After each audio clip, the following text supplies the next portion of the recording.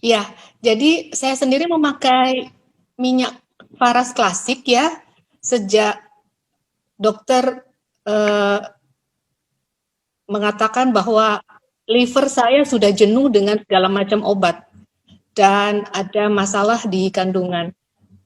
Sehingga nilai CA itu nilai kanker saya itu meningkat terus. Akhirnya sejak saat itu, sejak dokter bilang hentikan semua obat-obatan ataupun suplemen, saya fokus di Faras, memakai Faras. Perjuangan 10 tahun dengan Faras 8 bulan Pak Putu, saya sembuh dari kanker saya. Dan sejak ada pandemi dari sejak Maret 2020, saya fokus untuk membantu yang mengalami atau terpapar COVID, baik yang sakit, gejala ringan maupun yang sehat, untuk teman-teman yang sehat. Jadi ternyata dengan aromaterapi, lalu hirup, lalu dibawa kemana-mana saat mobilitas tinggi, itu sangat membantu untuk mencegah agar kita tidak sampai jatuh sakit karena paparan COVID. Saya kerja di militer, sehingga saat ada bencana ataupun pandemi seperti ini, justru kita harus banyak beraktivitas karena tugasnya kita langsung untuk menolong masyarakat. Karena itu resikonya besar sekali untuk terpapar. Seringkali kita merasa tidak aman karena hazmat atau APD yang kita pakai juga terbatas ya. Tetapi kemudian saya belajar dari saya sakit dengan minyak Faras saja 8 bulan, sakit saya yang menahun bisa sembuh. Nah ini kenapa sih enggak? Sebelum kita sakit, kita pakai terus ini minyak Faras. Dan ternyata benar Pak Putu, aromaterapi yang saya pakai ini saat pandemi itu peppermint VR79 awalnya. Belum ada peppermint waktu itu. VR79 dan Faras Care. Faras Care karena dia roll on, ada yang ori dengan yang hot itu pilihan yang paling bisa kita bawa kemana-mana. Kemudian setelah ada peppermint, kita andalkan sekali peppermint. Kalau eukaliptus kan baru 2 bulan yang lalu ya Pak Putu. Jadi cara pakainya, kalau peppermint selalu kita teteskan saja di masker atau diteteskan di telapak tangan, kemudian dihirup gitu saja tanpa membuka masker. Itu sudah sangat membantu karena aromanya tajam.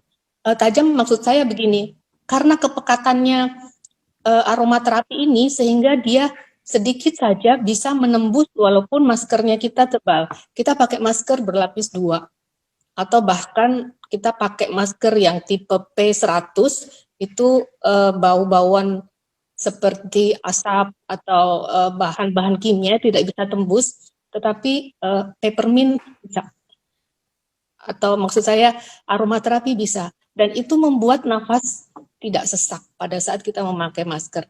Untuk teman-teman yang mengalami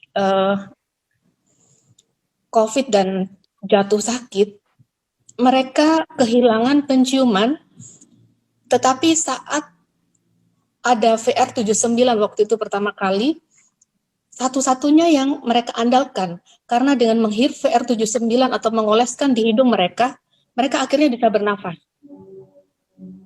Jadi mereka mengalami sesak nafas dan batuk yang nggak berhenti.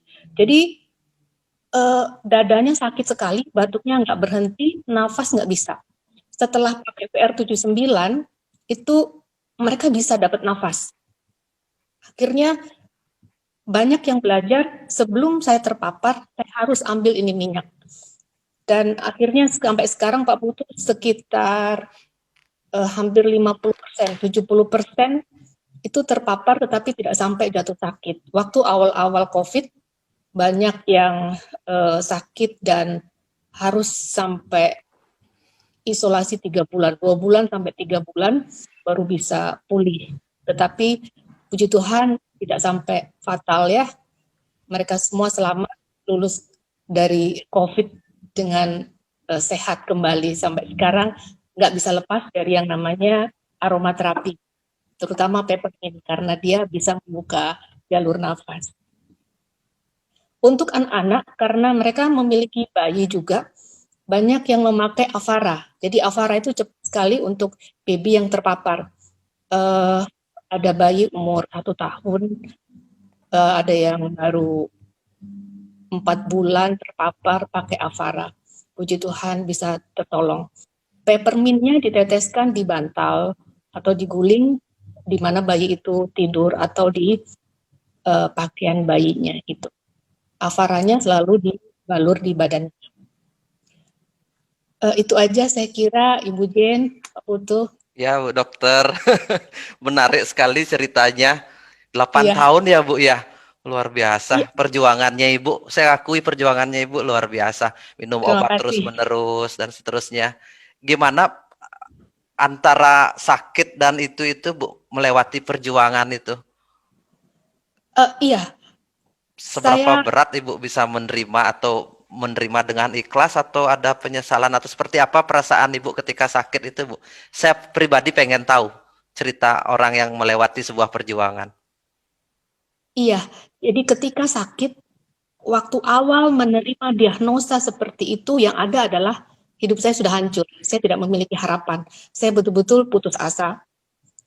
Saya ada di titik nol. Kemudian saya berobat, saya berjuang. Saya bilang, saya harus berjuang karena saya punya anak. Kemudian ke berbagai dokter sampai ke luar negeri ya. Sampai akhirnya dokter bilang, sudah, kamu berhenti ini semua karena organ dalammu yang rusak, yang kalah dengan obat-obat yang kamu pakai. Jadi dokter itu bertanya, apa saja yang kamu minum? Saya bilang, dok, saya berusaha untuk memelihara yang Tuhan kasih. Saya bersalah karena selama hidup saya itu tidak menyeimbangkan antara kerja, istirahat, dan doa. Doa itu betul-betul kekuatan untuk jiwa saya, pikiran saya. Sementara kerja itu membuat fisik saya sakit, kelelahan yang sangat. Dan makanan yang saya makan pun tidak seimbang. Memang betul apa yang Pak Putu jelaskan tadi. Saat dokter bilang, tidak bisa ada obat lagi yang kamu minum, di situ saya bilang, Tuhan, kalau memang saya harus masih bisa sembuh, saya percaya. Tuhan itu kasih jalan, kasih lihat. Pasti Tuhan pertemukan saya dengan apa yang membuat saya sembuh. Saya fokus, hubungan saya dengan Tuhan lebih baik, dan saya ketemu Faras, itu lewat Google ya, internet. Terus saya menemukan nama Ibu Jen, saya beli, saya pakai sendiri. Di saat itulah, Pak Putu, saya mengalami seperti kesempatan kedua untuk hidup. Karena saya melihat saya mati. Saya bisa melihat orang-orang yang menangis di sekitar saya.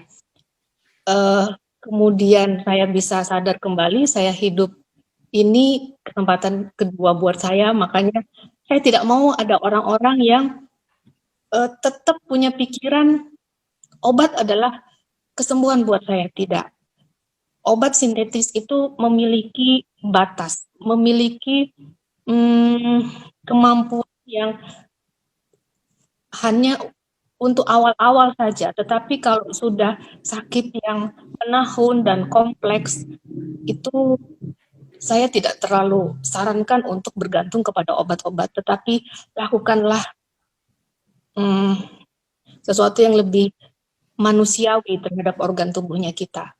Dan ini Faras luar biasa, Pak Putu, Ya, nggak rugi banget, sangat-sangat tidak. Ibu luar biasa punya iman bahwa Ibu ya, luar biasa punya iman terima bahwa kasih. suatu saat harus bisa sembuh walaupun dokter bilang udah harus berhenti minum obat dan sebagainya. Karena iman Ibu lah yang membuat Ibu sehat, bukan karena Faras. Faras itu hanya sebagai alat aja karena kebaikan Tuhan buat Ibu. Amin, terima kasih Pak Putu. Luar biasa ceritanya. Saya terharu loh dengar cerita yang begini-begini, Bu.